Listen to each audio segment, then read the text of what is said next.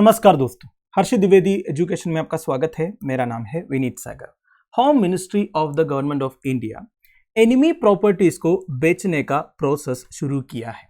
Enemy properties मतलब क्या होता है दोस्तों? देखिए, हमारे देश में बहुत सारे इमूवेबल एसेट्स या फिर प्रॉपर्टीज है जो चाइना एंड पाकिस्तान के सिटीजन्स का है। बेसिकली पहले वो इंडिया में रहते थे, चाइना और पाकिस्तान के साथ हमारा वार हुआ था। वार होने के बाद वो इंडिया छोड़ के चले गए, इंडियन सिटीजनशिप भी रिनाउंस किया है, पर उनकी जो प्रॉपर्टी है वो अभी भी इंडिया में है। तो ये जो प्रॉपर्टीज है, ये जो इमूवेबल एसेट्स है जो चाइनीज एंड पाकिस्तान सिटीजन्स का है, इसे एनिमी प्रॉपर्टीज कहते हैं।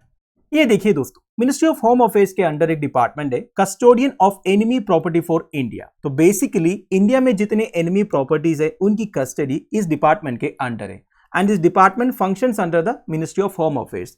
ये बेसिकली एक स्टैट्यूटरी बॉडी है दोस्तों, which was formed under the enemy property act of 1968।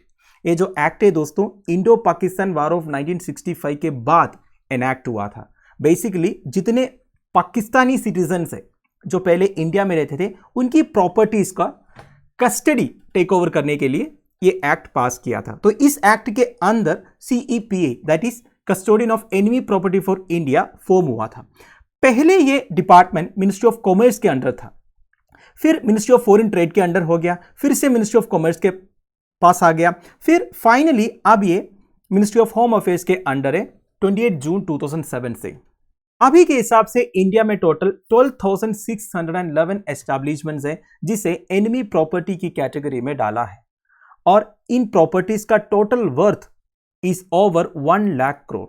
अगर इन प्रॉपर्टीज को बेचेंगे, बेसिकली मोनेटाइज करेंगे, तो गवर्नमेंट ऑफ इंडिया को फायदा होगा ना, इसलिए मिनिस्ट्री ऑफ होम अफेयर्स ने यह प्रोसेस शुरू किया है दोस्तों। तो एनिमी प्रॉपर्टी एक्ट ऑफ 1968 के अंडर जो गाइडलाइंस है इन प्रॉपर्टीज को डिस्पोज करने का, वो अभी चेंज हुआ है दोस्तों। अभी के हिसाब से the process for eviction of enemy properties now shall be initiated with the help of a district magistrate or deputy commissioner before the sale of properties according to the notification। तो basically सबसे पहले district magistrate और deputy commissioner को इस process को initiate करना पड़ेगा। And in case of enemy properties valued below 1 crore, the custodian shall offer for purchase to the occupant first, and if offer of purchase is refused by the occupant, then the enemy property shall be disposed of in accordance with the procedure specified in the guidelines। तो क्या बताया जा रहा है दोस्तों? देखिए, ऐसा नहीं है कि ये जो एनिमी प्रॉपर्टीज अभी इंडिया में है उधर कोई रहते ही नहीं है। काफी सारे प्रॉपर्टीज ऐसे हैं दोस्तों जहां पे लोग रहते हैं।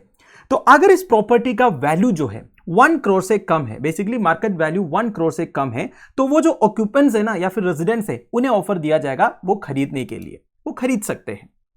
अगर 1 करोड़ से ज्यादा है वैल्यूएशन, तब देखिए गवर्नमेंट की तरफ से ऑक्शन होगा, जिसका हाईएस्ट बिड होगा वो खरीद सकते। सो बेसिकली एनिमी प्रॉपर्टीज जिनका वैल्यूएशन 1 करोड़ एंड 100 करोड़ के बीच में है दोस्तों, इसे डिस्पोज करने की authority custodian of enemy property of India के पास है। इसके लिए इलेक्ट्रॉनिक ऑक्शन होता है दोस्तों, जिसे ई ऑक्शन बोलते हैं। पहले तो बेसिकली फिजिकल ऑक्शन हुआ करता था, आजकल सब कुछ ऑनलाइन होता है। तो इलेक्ट्रॉनिक ऑक्शन होगा and the rate is decided by the enemy property disposal committee। तो बेसिकली एक कमिटी कॉन्स्टिट्यूट होता है जिसे एनिमी प्रॉपर्टी डिस्पोजल कमिटी कहते हैं।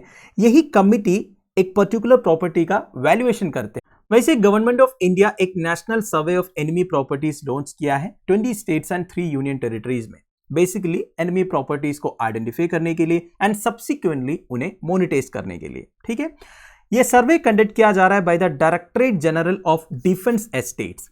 ये जो directorate general of defence estates है, ये उन एनिमी प्रॉपर्टीज का प्रेजेंट कंडीशन को असेस करेंगे और वैल्यूएशन करेंगे, वो जो कमिटी है अंडर द CEPI। ये मैंने आपको पहले ही कहा। अब देखिए दोस्तों, और एक बात आपको समझना है, ऐसा नहीं है कि एनिमी प्रॉपर्टीज केवल इमूवेबल एसेट्स है। इमूवेबल एसेट्स मतलब वो एसेट्स जिसे आप मूव नहीं कर सकते, जैसे कि बिल्डिंग हो गया, लैंड हो गया। पर देखिए इंडिया में ऐसे भी एनिमी प्रॉपर्टीज है जो मूवेबल एसेट्स है, लाइक शेयर्स हो गया, गोल्ड हो गया। 2021-22 annual report of home ministry के हिसाब से government of India already in movable assets को डिस्पोज करके 3,400 करोड़ रुपीस कमाया है। पर देखिए इमूवेबल एनिमी प्रॉपर्टीज अब तक बेचा नहीं है, तो इसलिए होम मिनिस्ट्री ने 2020 में एक ग्रुप ऑफ मिनिस्टर्स फॉर्म किया था, headed by home minister of India Amit Shah. To supervise monetisation of enemy properties. देखिए दोस्तों, मैंने आपको पहले ही कहा, अगर इन 12,611 प्रॉपर्टीज को, बेसिकली इमूवेबल प्रॉपर्टीज को प्रॉपर तरीके से मार्केट वैल्यू के हिसाब से बेचेंगे तो 1 लाख करोड़ से ज्यादा पैसे कमा सकते हैं गवर्नमेंट ऑफ इंडिया जो है, जिससे कई सारे काम हो जाएगा, है कि नहीं। वैसे ही पैसे की कमी है। सो मिनिस्ट्री ऑफ होम अफेयर्स ने ये प्रोसेस अभी शुरू किया है दोस्तों, और एक असेसमेंट से ये पता चला है दोस्तों, out of the 12,611 properties wasted with the CEPI, 12,485 जो है पाकिस्तानी नेशनल्स का है और 126 जो है चाइनीज सिटीजन्स का है। और कौन कौन से स्टेट्स में कितने एनिमी प्रॉपर्टीज है दोस्तों? सबसे ज्यादा उत्तर प्रदेश में है 6,255, फिर वेस्ट बंगाल में 4,088, दिल्ली में 659, गोवा में 295, महाराष्ट्र में 208, Telangana 158, Gujarat 151, Tripura 105, Bihar 94, Madhya Pradesh 94, Chhattisgarh 78 and Haryana 71।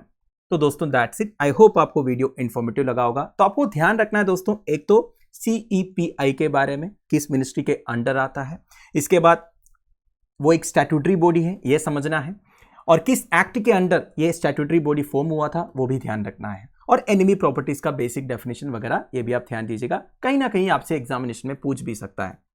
So thank you for watching, bye bye, have A